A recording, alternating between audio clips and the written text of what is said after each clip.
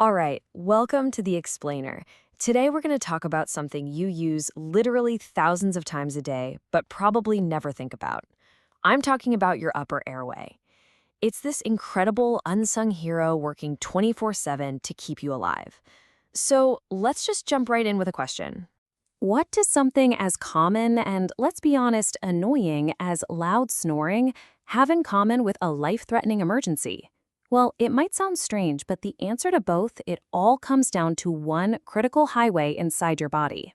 Yep, we are talking about your upper airway. Think of it like this. It's the path from your nose and mouth all the way down to your lungs. It's your body's oxygen highway, and it has to stay open no matter what. So why is this highway so important? Well, its whole job is to make something called gas exchange happen. And look, that sounds super technical, but it's actually really simple. It's all about getting oxygen into your cells and pulling carbon dioxide out. That's it. That one process is the engine that fuels, well, everything you do. But here's the thing. For that engine to keep running, there is one golden rule. It is absolutely non-negotiable. Your airway has to be patent. That's just a fancy way of saying it has to be completely open. If that highway gets blocked even a little bit, the whole system starts to fail. And a lot of the time, that highway doesn't get shut down by some big dramatic events. Nope. It happens quietly, silently, every single night for millions and millions of people who are suffering from something called obstructive sleep apnea. So, let me ask you, does any of this sound familiar? That feeling of persistent daytime sleepiness? Waking up just as tired as when you went to bed? Maybe loud, heavy snoring, or feeling irritable, having trouble concentrating? These aren't just little annoyances, you guys. They are huge warning signs that your oxygen highway might be getting blocked while you sleep. This is what obstructive sleep apnea, or OSA, is all about. See, when you sleep, all the muscles in your head and neck relax.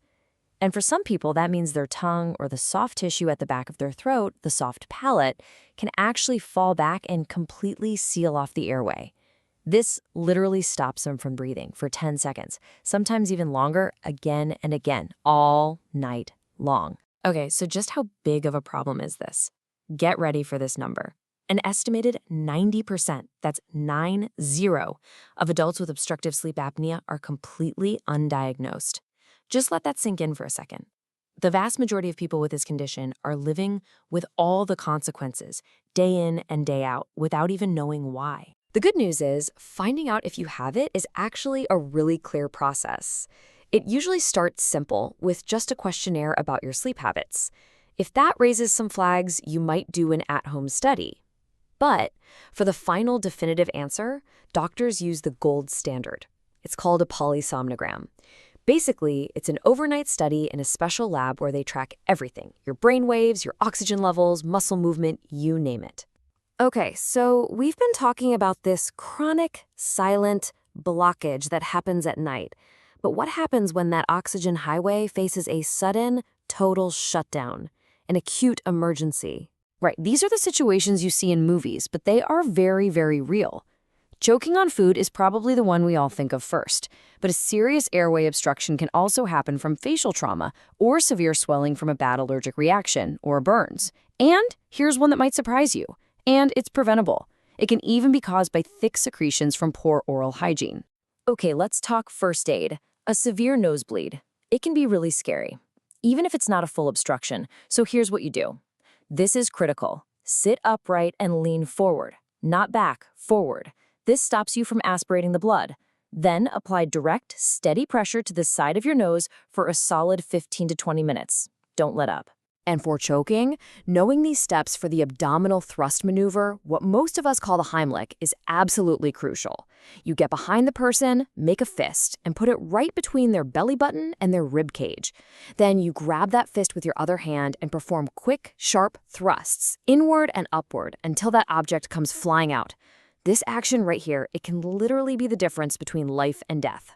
And listen up, because this is a really important piece of information to file away, especially when it comes to any kind of facial injury. If you ever see deep bruising behind someone's ears, it's known as the battle sign. That is not just a regular bruise. that can be a major red flag for a skull fracture, which is a serious, serious medical emergency.